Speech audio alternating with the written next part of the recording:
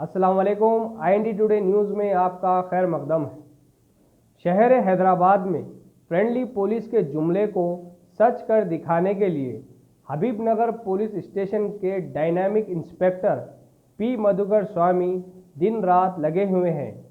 आए देखें ये क्या कर रहे हैं। शहर हैदराबाद के हबीबनगर पुलिस स्टेशन के इंस्पेक्टर पी मधुकर स्वामी ने समाज में फितना फसाद खड़ा करने वाले राउडी शीटर्स की तरबियत और काउंसलिंग के लिए एक नया रवैया मुतारिफ करवाया है, जिसके तहत अब आगे से राउडी शीटर्स को पुलिस स्टेशन में तलब करके नहीं बल्कि उनके घरों पर जाकर घर वालों की मौजूदगी में काउंसलिंग की जाएगी।